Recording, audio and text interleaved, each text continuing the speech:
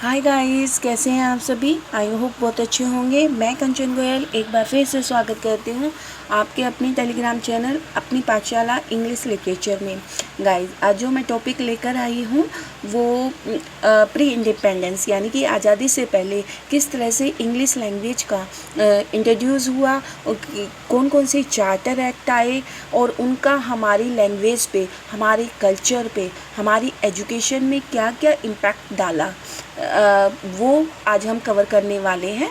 और मैं बता दूं, ये जो लेक्चर है वो यूजीसी नेट का प्रिस्क्राइब सिलेबस के अंदर तो आता ही आता है और हरियाणा या अदर स्टेट एग्ज़ाम में पीजीटी लेवल के क्वेश्चंस ज़रूर पूछे जाते हैं। तो आइए स्टार्ट करते हैं। Inception of the English education in India by the East India Company. Inception means starting point of the an institutions. ठीक है, सबसे पहले Charles Grant the director of East India Company के उन्होंने एक प्रिपेयर किया ब्लूप्रिंट, ठीक है, जो कि किस तरह से इंग्लिश को इंडिया में इंट्रोड्यूस किया जाए। ठीक है, 1792 में, यानी कि हमारी इंग्लिश की स्टार्टिंग कहाँ से हो गई थी, 1792 में।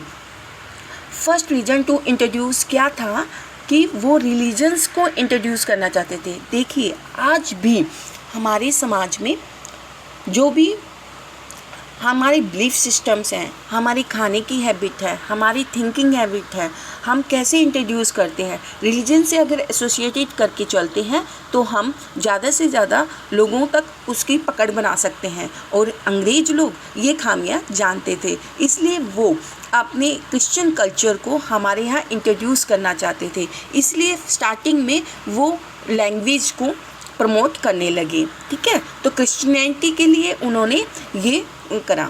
इंडियन स्कॉलर्स और भारतीय क्या कहते थे कि इंग्लिश कैसी लैंग्वेज है, क्रिश्चियन की लैंग्वेज है। 1792 से 1820 तक वारेन हेस्टिंग जो प्रॉपरली वाइसराय थे, वो प्रॉपरली उन्होंने वर्क नहीं करने दिया इंडिया में मिशनरीज़ को।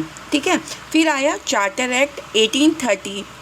ये इसने क्या काम करा, इसका मेन काम फोकस क्या था कि इसने इंडियन करेंसी के अकॉर्डिंग 1 लाख रुपीज़ परमिटेड किए क्रिश्चियन मिशनरीज़ को। किसके लिए, propagate English and preach their religion के लिए। तो ये क्वेश्चन आया हुआ है नेट में कि चार्टर एक्ट 1830 कब आया था। वो तो मोस्ट ऑब्वियस सी बात है कि 1813 में आया होगा। और ये इस तरह से भी क्वेश्चन आ सकता है कि 1 लाख रुपए इंडियन करेंसी के किस एक्ट के थ्रू दिए गए थे। तो किस एक्ट के थ्रू दिए गए थे, 1813 में चार्टर एक्ट के थ्रू दिए गए थे। Next one is role of missionaries in English language. ठीक है, 1815 से 1814 तक नंबर ऑफ स्कूल्स ओपन हुए थे। सब उनमें से बैप्टिस्ट मिशनरी स्कूल्स 1815 को ओपन स्टार्ट हो गए थे।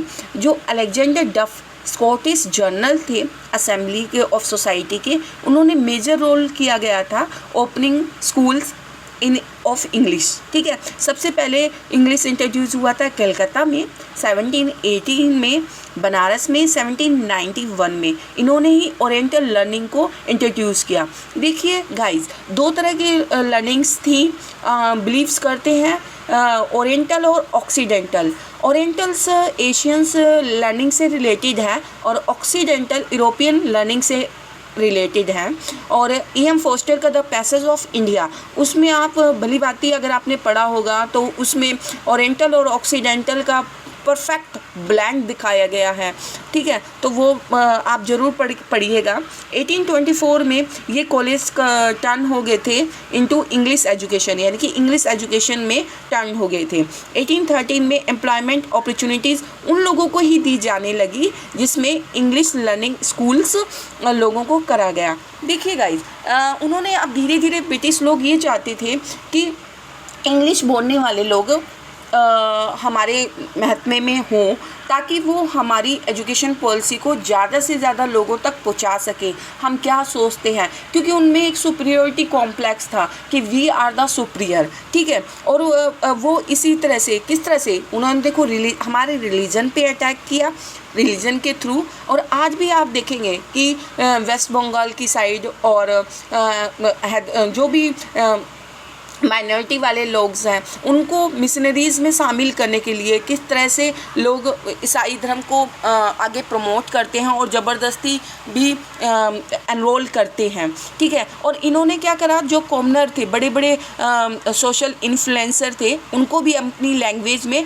शामिल करना चाहा, परंतु एक तरह की कोबरा मिस्टेक होगी लाइक दिस कि अंग्रेज तो इसलिए शामिल करना चाहते थे इंडियंस को, इसलिए इंग्लिश एजुकेशन लाना चाहते थे कि वो हमारे गुलाम बन के रहें, हमारी बातों को समझे। परंतु कोबरा मिस्टेक कैसे होगी कि जिस चीज़ के लिए वो लेकर आए इंग्लिश एजुकेशन को, परंतु इंडियंस क्या हुए, इंग्लिश लैंग्वेज को समझ के जो यूरोपियन स्ट्रगल्स हैं उनसे भी अवेयरनेस आया और लोग बाहर की कंट्रीज से भी जुड़े और आज़ादी के लिए और ज़्यादा प्रबल संघर्ष किया, जैसा कि नेताजी सुभाष चंद्र बोस वगैरह, है ना। तो इन्होंने विवेकानंद जी गए थे गोलमेज कॉन्फ्रेंस में, जो हिंदू सभा का सम्मेलन हुआ था 1893 में।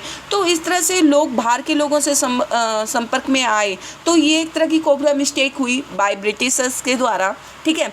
अब रोल ऑफ राजा राम मोहन राय का, इनका कार्यकाल क्या माना जाता है, 1772 से लेके 1833 तक का माना जाता है। He was given the title of raja by the Akbar second. ये क्वेश्चन आ जाता है, are the father of Indian modern India, ठीक है, father of Indian renaissance. Indian renaissance का फादर किसे माना गया है, राजा राम मोहन राय को। इन्होंने 1792 में वेदांता कॉलेज की स्थापना की थी और संवाद कौमुदी का जर्नल भी इन्होंने स्टार्ट किया है। तो ये क्वेश्चन पेडागोजीज में आ जाता है कि संवाद को हु इंट्रोड्यूस द संवाद कौमुदी, तो ये किसने किया, राजा राम मोहन राय ने। नेक्स्ट है the tradition of writing autobiographies started by the Raja Ram Mohan Roy. India में जो राजा राम मोहन राय ने ही ऑटोबायोग्राफीज का ट्रेडिशन लाया था, ठीक है। पर्सनली मुझे ऑटोग्राफीज बहुत पसंद है, बहुत, जब भी मुझे खाली टाइम मिलता है तो मैं बहुत पढ़ती हूँ। आपको भी पढ़नी चाहिए, ये आपके जीवन में एक सुधार का काम करती हैं।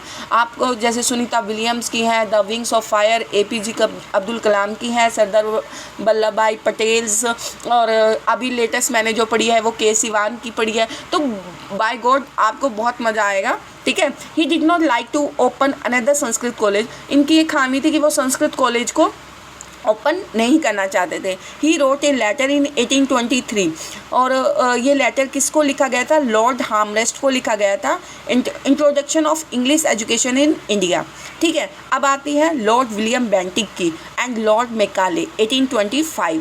1828 में लॉर्ड विलियम बेंटिक केम्स आए, ठीक है। उन्होंने इंग्लिश लैंग्वेज को पब्लिक बिजनेस और डिपार्टमेंट में यूज़ करना शुरू कर दिया और एक एजुकेशन एक्ट लाया 1835 में। तो इंग्लिश एजुकेशन एक्ट कब आया, 1835 को। उन्होंने क्या करा कि इंग्लिश लैंग्वेज को एज ए मीडियम इंस्ट्रक्शन देना शुरू कर दिया, और काफ़ी साल बाद इंग्लिश रिप्लेस जो पर्शियन लैंग्वेज को रिप्लेस कर दिया गया, ठीक है।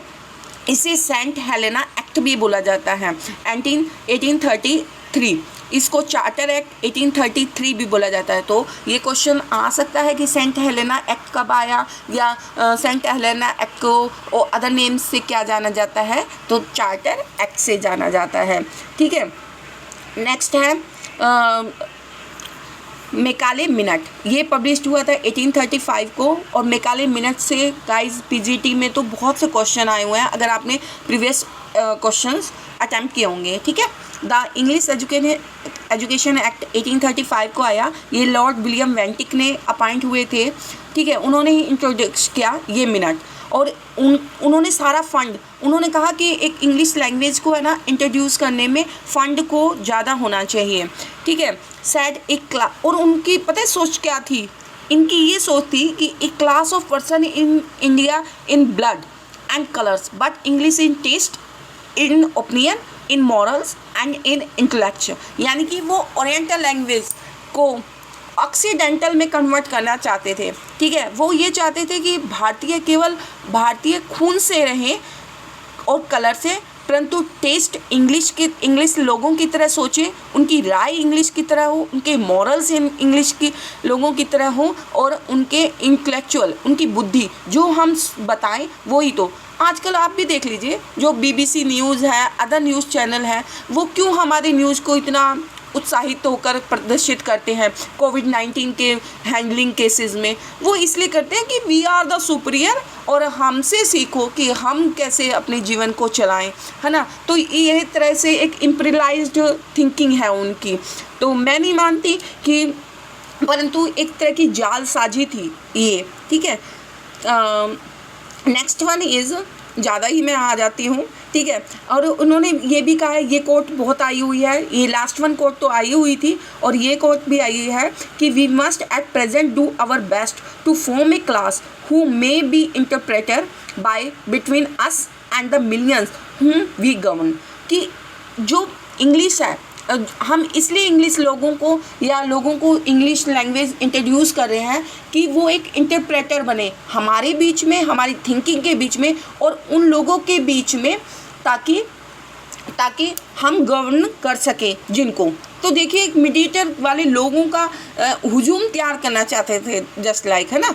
वुड डिस्पैच आया था 1854 को, ये जुलाई में आया था। ये चार्ल्स वुड ने इंट्रोड्यूस किया था। इसे मैग्ना कार्टा बोला जाता है इंग्लिश एजुकेशन में। और इन्होंने जो जो सुधार किए, ये बहुत इम्पॉर्टेंट है PGT लेवल का। एक तो मैकाले मिनट और एक वुड डिस्पैच, ये तो आपको करना ही करना है। और इनकी क्या सजेशन थी, और इनकी जो सजेशन थी ना, वो आज भी मानी जा रही हैं। जैसे प्राइमरी स्कूल्स मस्ट ए वर्नाकुलर लैंग्वेज। तो अभी जो नई एजुकेशन पॉलिसी आई, उसमें भी तो यही कहा गया कि प्राइमरी स्कूल मदर टंग में होना चाहिए। High school must adopt a Anglo Indian, ये वर्नाकुलर लैंग्वेज, यानी कि इंग्लिश भी होनी चाहिए और हिंदी भी होनी चाहिए। एट कॉलेज में लेवल में English should be the medium of education, कि इंग्लिश ही केवल एजुकेशन होनी चाहिए। आप भी देख लीजिए, सुप्रीम कोर्ट में इंग्लिश एजुकेशन है, मेडिकल लाइन में इंग्लिश एजुकेशन है, लॉ में है, MBAs में है, BTech में है। तो सब में हायर डिग्री जितने भी कॉलेज हैं, उसमें इंग्लिश लैंग्वेज का इस्तेमाल किया जा रहा है। वोकेशनल एंड वुमेन एजुकेशन को आल्सो इसमें स्ट्रेस दिया गया है, ठीक है। तो ये है वुड डिस्पैच। नेक्स्ट है हंटर कमीशन, आया था 1882 में। ये 3 अप्रैल को आया था, और लॉर्ड रिपन जब हमारे वाइसराय थे तब आया था। तो 1886 में Hunter also educated the vice chancellor of Calcutta university. और इनकी रिकमेंडेशन क्या थी कि primary education British Indian territory में हो, स्कूल एजुकेशन, सेकेंडरी एजुकेशन दी जाए, ग्रांट, स्पेशल ग्रांट दिया गया। तो बस ये 3 रिकमेंडेशन थी, वो ज़्यादा कुछ नहीं था। डिस्ट्रिक्ट लेवल पर बोर्ड बनाई जाए, जैसे हरियाणा में HBSC है, दिल्ली वालों ने कहा है कि हम अपना स्पेशल बोर्ड बनाएंगे। तो इस तरह के थे। और इन्होंने जो हंटर कमीशन था, इसने मॉरल और फिजिकल एजुकेशन पर भी बल दिया था।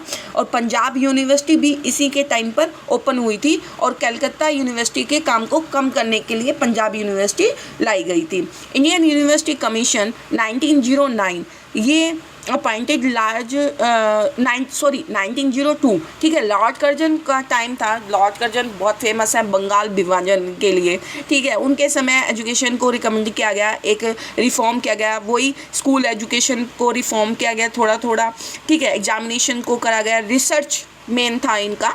और इंडियन यूनिवर्सिटी एक्ट आया इनके टाइम पे 1904 को, ठीक है।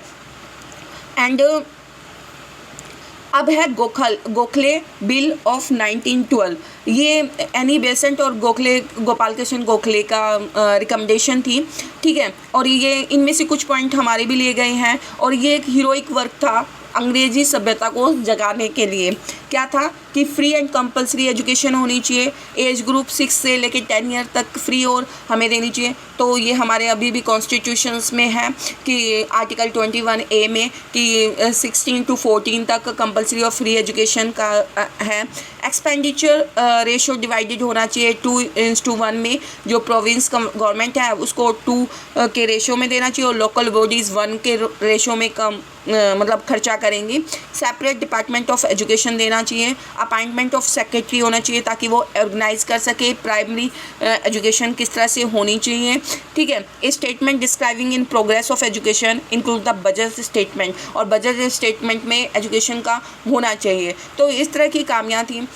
तो ये थे आज़ादी से पहले कितने प्रयास किए गए। गोपाल कृष्ण गोखले के द्वारा हंटर कमीशन कब आया, वुड डिस्पैच कब आया, ठीक है, मैकाले मिनट। तो ये कुछ मिनट्स थे, आपको ज़रूर करके जाने हैं, एग्ज़ाम में ये पूछे जाते हैं। और नेक्स्ट लेक्चर में मैं आपको पोस्ट इंडिपेंडेंस जितने भी कमीशंस आए, जितने भी स्कूल्स आए, उनको दूँगी। और मैं ये हमेशा अपने लेक्चर बाइलिंगुअल लैंग्वेज में इसलिए बनाती हूँ कि most of the student Hindi medium के होते हैं और वो समझ नहीं पाते हैं। इंग्लिश लैंग्वेज मैं फिर से कहूँगी कि इज़ जस्ट ए लिंग्वा फ्रैंका, कि एक कम्युनिकेटिव लैंग्वेज ही मानती हूँ। असली मज़ा तो अपनी लैंग्वेज में ही आता है, ठीक है। और हमें तो लिटरेचर को समझना है और उसको अच्छी तरह पढ़ना चाहिए, ठीक है। तो आई होप मेरा ये प्रयास आपको अच्छा लगा होगा। इफ़ यू लाइक इट तो share to the other needy people, ठीक है। और मस्त रहिए, स्वस्थ रहिए। और अगेन I believe in कि the miles to go before I sleep, the miles to go before I sleep। खुश रहिए, ठीक है। Have a nice day.